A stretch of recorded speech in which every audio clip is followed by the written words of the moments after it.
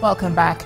If you just joined us, you're watching the news at 10, broadcasting on Channels Television live from Lagos. A reminder of our top stories. President Muhammadu Buhari and his Cameroonian counterpart Paul Biya agreed to sustain the attack against Boko Haram. The Federal Executive Council approves 34 priority projects for execution. Former Minister of Education Anisulowo rejoins her family after her rescue. And Donald Trump inches closer to picking the Republican ticket following the dropping out of Ohio Governor John Kasich.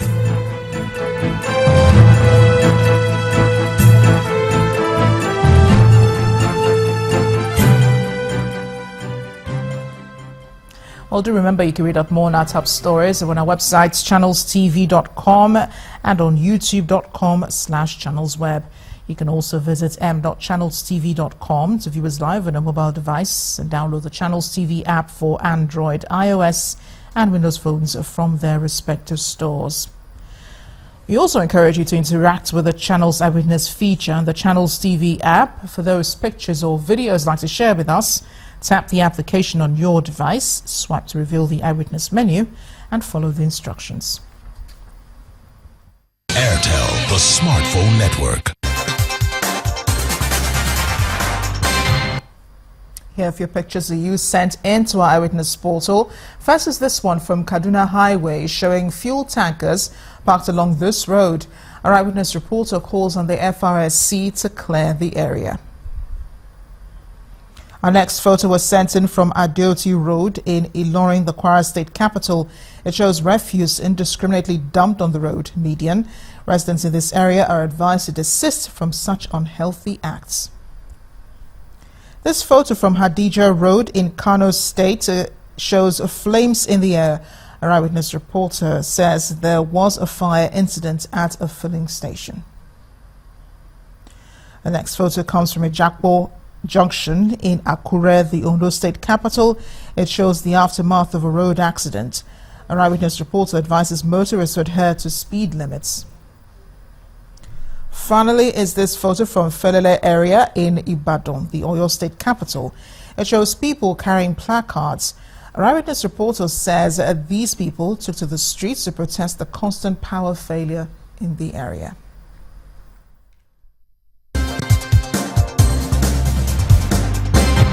Airtel, the smartphone network. Security now. The Nigerian Air Force says it has increased the tempo of airstrikes in the Sambisa forest as part of what it describes as a final onslaught against the Boko Haram terrorists.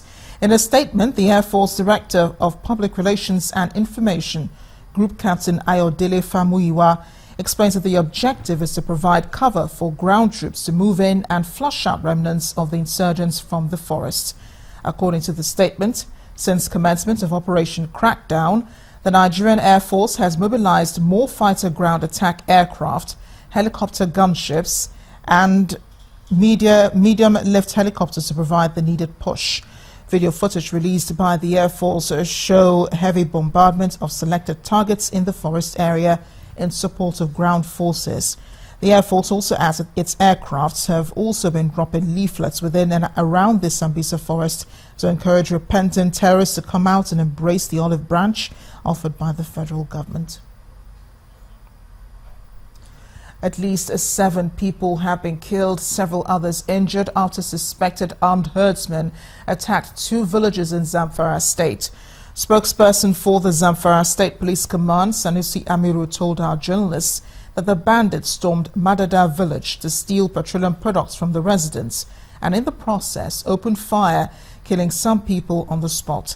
He also discussed that another set of armed bandits attacked Ruwan Tofa village, killing some people, while many others sustained varying degrees of injuries. In the meantime, mobile and conventional policemen, as well as other security operatives, have been deployed to the affected communities in order to restore normalcy. We turn to more cheery news. There was jubilation in Ogun State today following Senator Anisulowo's rescue from her abductors by security operatives. Governor Ibikule Amosun, who received the senator at Government House Abeokuta, commended the police for ensuring her release without the pay of ransom.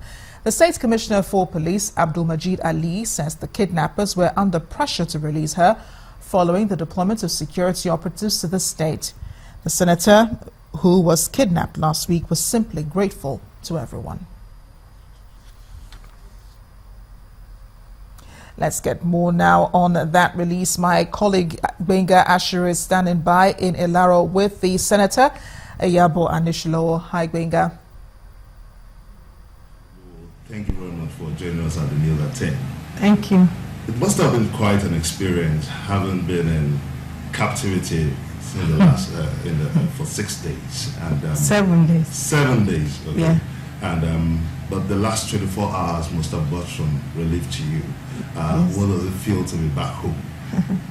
It's a wonderful experience. It tells the story of the grace of God upon anyone's life, including myself. After going through, it's an excruciating, unexpected pains. And I went through it in the hands of my captors. And the last 24 hours that have been released, I'm really happy. Yeah, in narrating the incident, your driver said you were crossed by 4 armed men. What happened thereafter? I mean, my driver and the occupants of the vehicle with me, I had a civil defense young man who acts as my not a guide, but like an orderly that I go about with just to create some presence of a uniformed person around me. So he was not carrying any gun. He doesn't carry gun. So we were accosted and they were thrown out of the vehicle, and I was picked, and their own team entered our vehicle, and they turned, and they were going towards Imashai from Shamojo. I was coming from my farm. And then they drove me into the forest. They parked the car after we turned to go to Ayeto. Then they parked inside the bush and then organized an Okada rider. Probably they've been using for this kind of job, ready to carry me and one armed person into a bush. And then I to woodland. But when you were thrown out of the vehicle, you didn't sustain any injury? No, they didn't. I was not thrown out. They threw the occupants out. I was they prevented me from getting out. That was the first thing. And then they joined in. Their team joined in, 2 of them with me in the car. The kingpin was the driver, became the driver now, with another person in front. Okay, but while in captivity, how did your captors treat you? It was very tough. It was very tough initially.